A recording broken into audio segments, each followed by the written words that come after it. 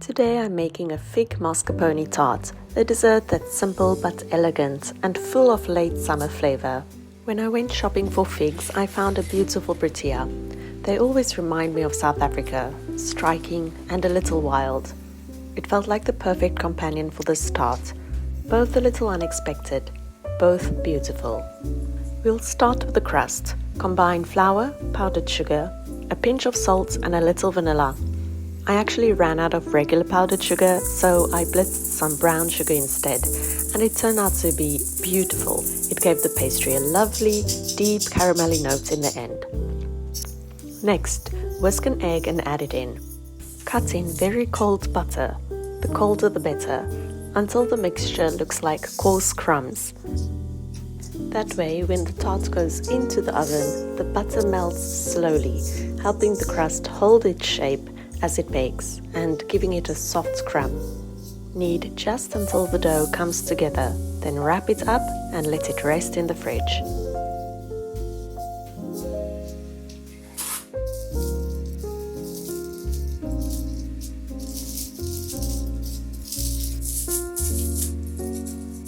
A thin layer of butter on the tin keeps the crust from sticking.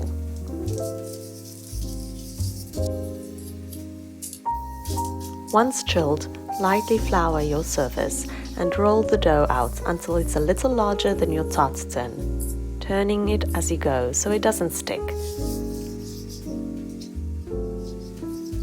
If you're enjoying this little moment in my kitchen, don't forget to like and subscribe.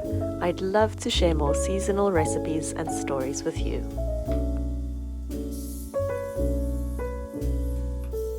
Lift it gently into the tin, pressing it into the corners without stretching. I like to leave a slight overhang of dough. It helps the crust keep its height as it bakes.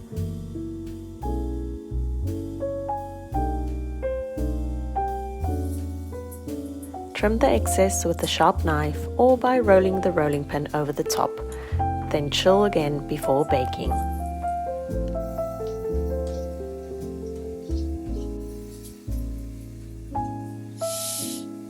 Line the tart with parchment and fill with baking weights.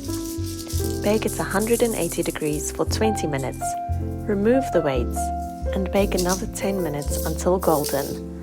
Let the shell cool completely. While the crust is baking, we can move on to the filling. For this tart, I'm adding a grating of tonka bean. It always makes me giggle a bit. They're actually banned in the US, but in Japan and Europe you can find them in specialty shops. The flavor is like a mix of vanilla, almond and a little bit of warm spice. It's delicate but very aromatic. It gives the filling an extra depth. You can use vanilla instead. Bloom the gelatin according to the package instructions. I just used 1 tablespoon of hot water to dissolve it. In a chilled bowl, whip the cream and sugar just until soft peaks form, light and airy but not quite stiff.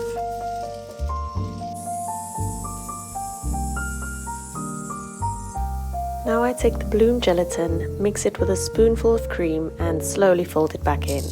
This keeps the mixture smooth and stable.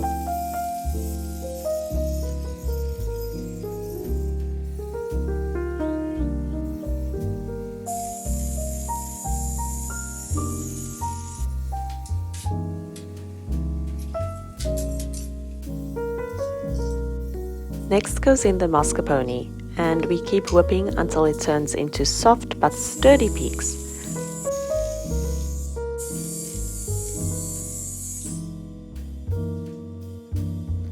It's finally time to assemble the tart.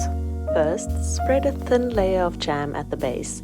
This not only adds flavor and depth to the tart, but it also adds a different texture that separates the pastry base and the soft cream.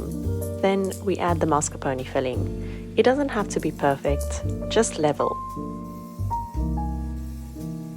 I'm making quite a small pastry, so I first quarter the figs, then sliced each quarter into half to make eighths.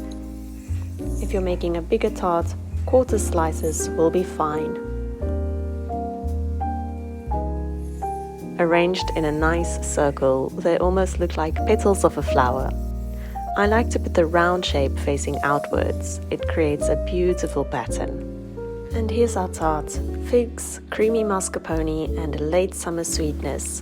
With the tortilla beside it, it feels like a reminder to notice the small joys that are all around us.